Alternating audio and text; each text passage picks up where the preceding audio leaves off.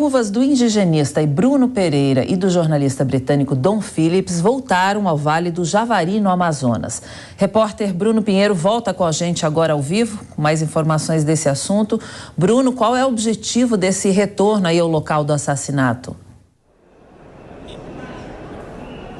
Olha, Cláudia, reforçar uma unidade do governo federal. As duas viúvas estiveram nesse ajuntamento, juntamente com a ministra Sônia Guajajara também, para de fato colocar em discussão o interesse do governo em ajudar essa comunidade indígena, em reforçar também a segurança dos indígenas naquela região. Essa viagem, ela somente aconteceu após um reforço, porque existe ainda uma insegurança naquela região.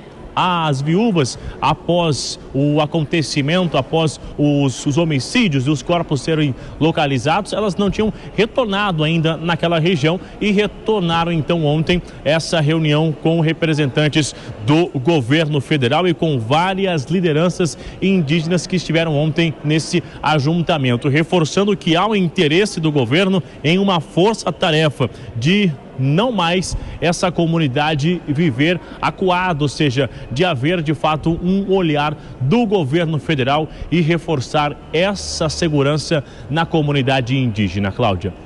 Bruno, e ainda falando do povo indígena, mas agora da terra Yanomami, a Polícia Federal deflagrou nessa manhã a terceira operação no mês contra os suspeitos de financiar o garimpo ilegal em Roraima, né?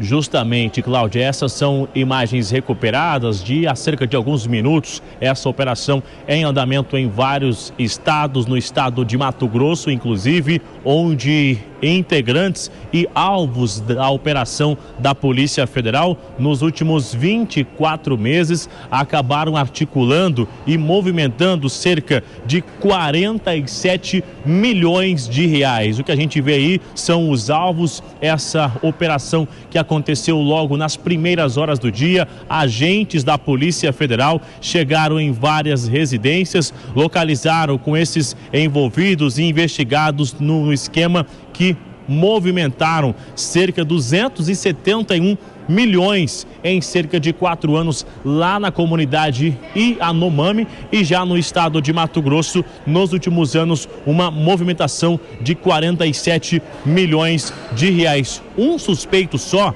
ele chegou, segundo a investigação, movimentar 162 milhões de reais. Isso tudo em ouro ilegal. E o esquema acontecia da seguinte forma: esse ouro, ele era retirado ali daquela região, era revendido a uma relojoaria, alguém que era o comprador de ouro emitia uma nota. A partir daquela nota iniciava uma movimentação, e com essa movimentação, esse ouro, essa joia, era vendido até no exterior. Assim eles conseguiam levantar muito dinheiro, e com esse dinheiro, esse material foi adquirido, equipamentos que era utilizado na hora de retirar esse ouro, esse minério, ou seja, naquela região, em embarcações, relógios e dinheiro também acabaram sendo apreendidos durante esta operação nesta terça-feira. São 4 alvos, somente 2 já foram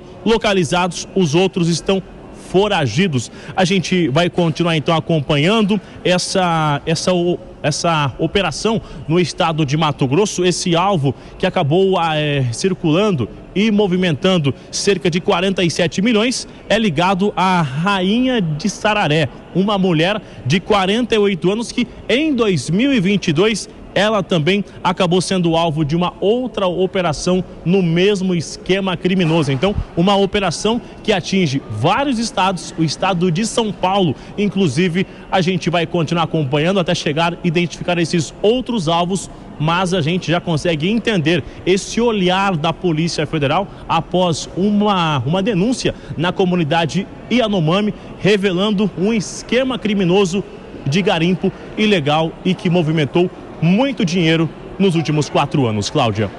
Obrigada, Bruno, pelas suas informações. Bom trabalho. Vamos chamar o Diogo Schelp. Diogo, a gente viu aí a Polícia Federal deflagrando a terceira operação no mês para combater os suspeitos de financiar esse garimpo nas terras indígenas, e é algo que tem que ser constante, porque senão tudo volta a ser o que era antes, né? Tem que ser firme e constante mesmo. Exatamente, não dá para deixar a situação como era antes, né? Como era há muitos anos, há décadas, como ocorre no Brasil. Quer dizer, a gente sabe que houve uma negligência no governo anterior em relação aos povos indígenas, especificamente aí a situação do povo Yanomami, mas é uma realidade de muitos anos, quer dizer, é uma preocupação que deve ser constante. E quando o Brasil se apresenta como um país, a partir de agora, preocupado em relação à questão ambiental, quando se apresenta para o mundo como esse polo, digamos assim, enfim, modelo para essa preocupação ambiental, a questão dos povos indígenas é essencial também. Para o mundo, as duas coisas estão interligadas. Então não é, obviamente, só uma questão de imagem nacional, mas é principalmente uma questão de humanidade. Não é possível que em pleno século XXI, em 2023, nós tenhamos visto cenas como a que a gente viu nesse início de ano em relação à desnutrição de crianças e adultos do povo Yanomami.